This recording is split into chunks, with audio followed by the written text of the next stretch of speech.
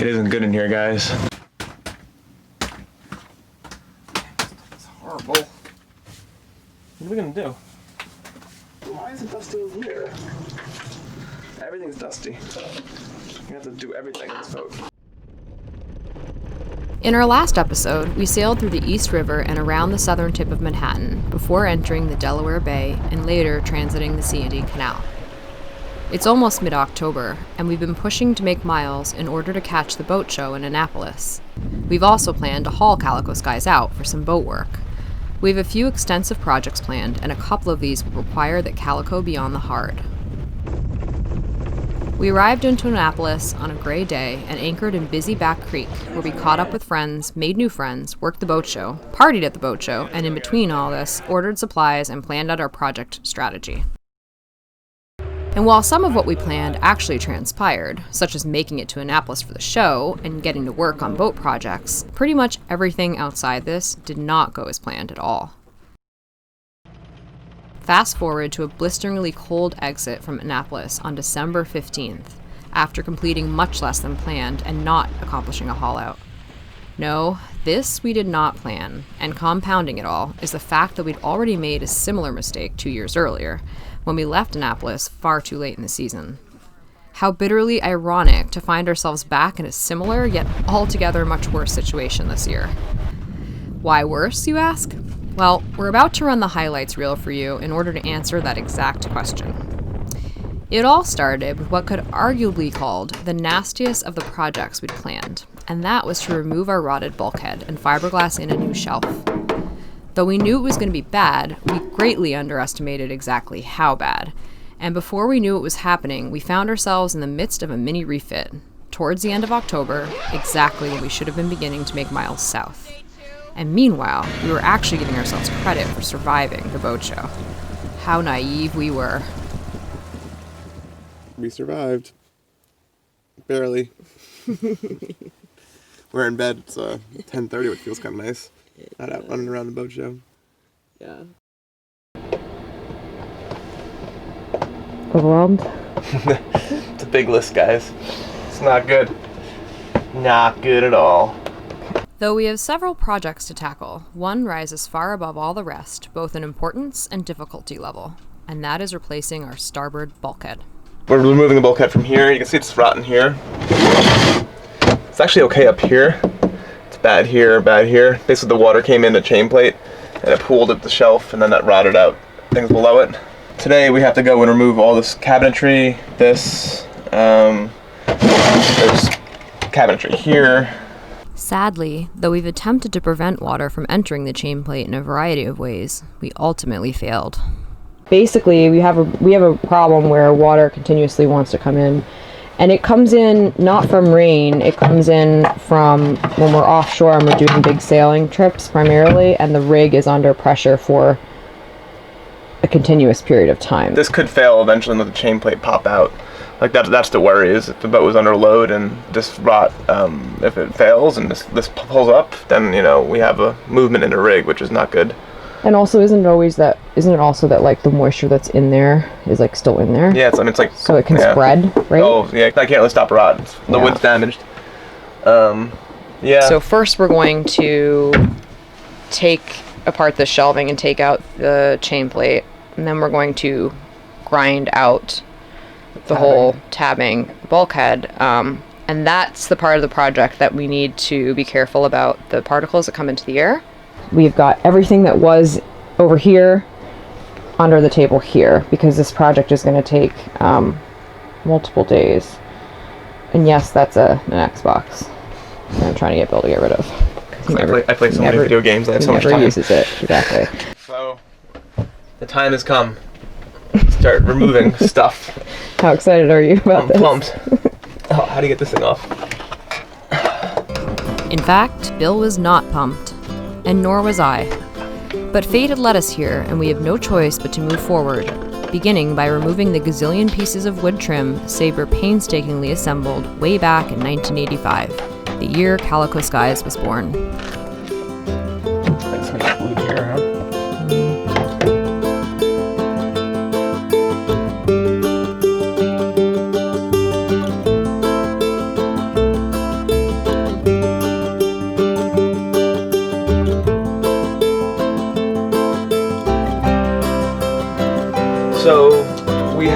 everything removed now, and the next step is to chop out this bulkhead and any rotted shelf that's associated.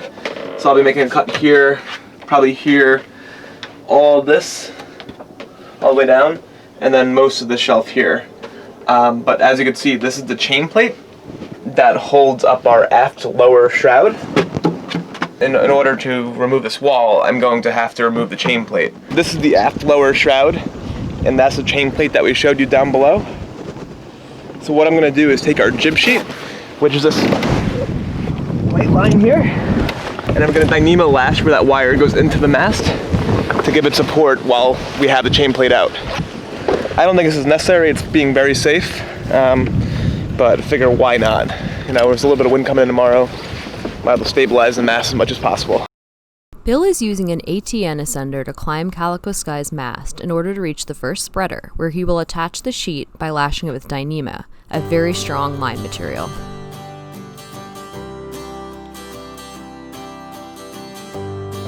So I just lashed some Dyneema twine here to the inside of the base of the spreader where the wire passes. And then we're going to take up tension to the jib car back there and basically take the load that's on this aft lower shroud. We're going to take it onto the winch and back to the boat so we keep the support of the mast.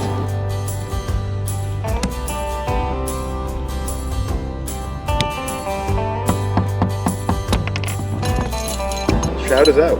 This is now taking the load of our lower shroud. So the smell in here from all this moldy, rotted wood, it is pretty intense. Now that we have everything out and we can really see the extent of it, I'm pretty glad we're doing this. But yeah, it's not a good smell.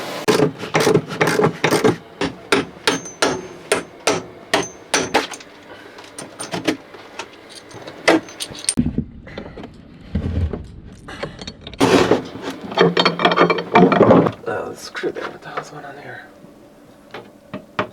So we just have a little bit more slots to remove. It's amazing how much time it takes to deconstruct this boat.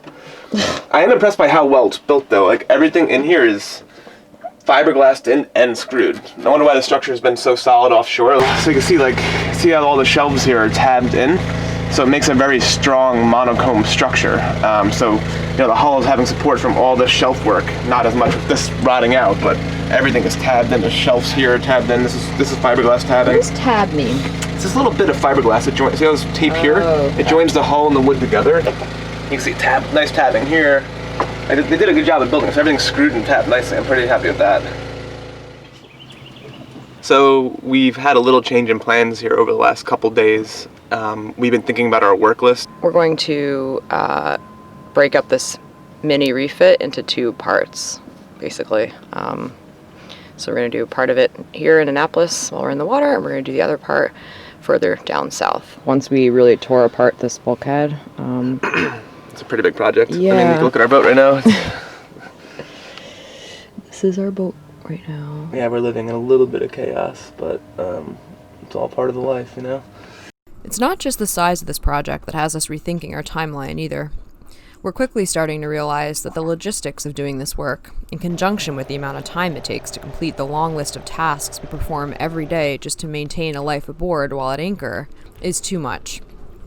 We can't make water in Back Creek, so we have to fill up using jerry cans regularly. Our anchor frequently drags, which requires moving Calico and re-anchoring. The generator has to be run daily to keep up with energy needs now that the sun is lower in the sky. To make hot water for a shower, we have to run the engine for at least an hour. The list goes on. And all of this is on top of constant trips to marine and hardware stores, which first involves a dinghy trip to shore, followed by a walk to pick up a friend's car.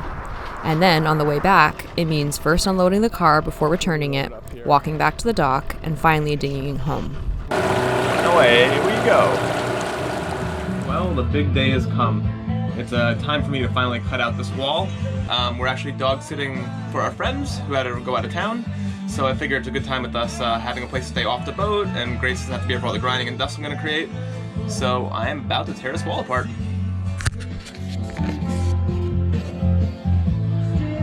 So as you can see, I'm going to cut out the tabbing here, get this whole bulkhead out, have to remove all the shelves, and then I'm going to grind all this glass down to bare hull so I have a new place to connect to.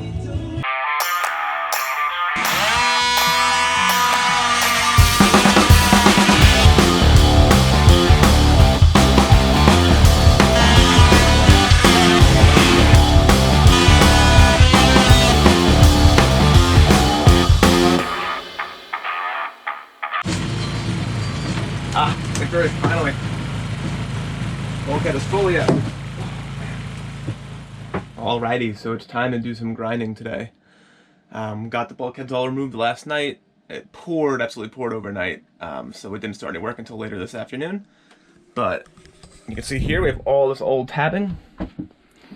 This stuff's all got to go down closer to bare hull so that we could get a cleaner start on our new tabbing.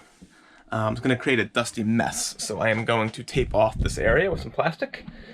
And yeah, hope for the best. It's going to be interesting.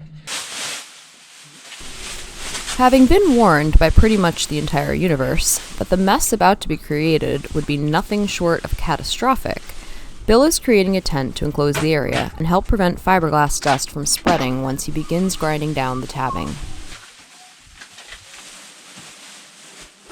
Having known Bill for 17 years, it is unclear why I left this project entirely up to him.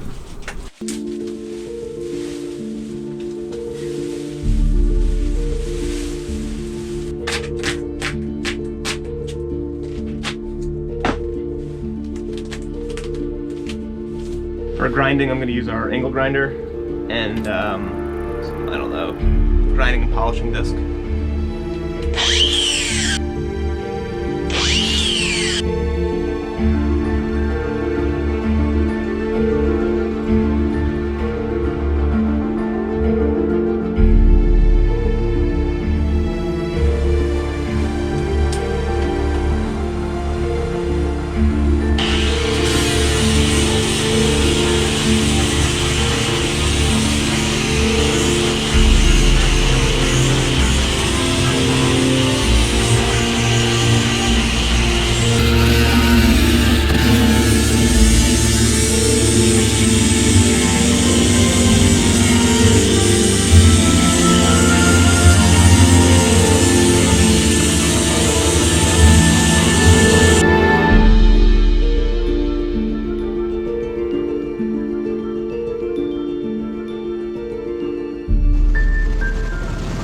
It isn't good in here, guys.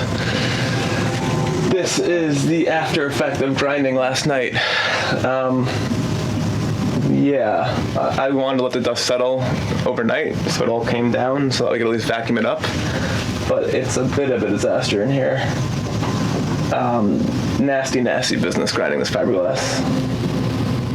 Yeah. It may sound dramatic, but it took a lot of strength to film this. When I got my first look at the disaster we created, I felt numb and I just wanted to run away. Definitely not record it, because in that moment, I never wanted to experience it again, and certainly didn't want any memories of it.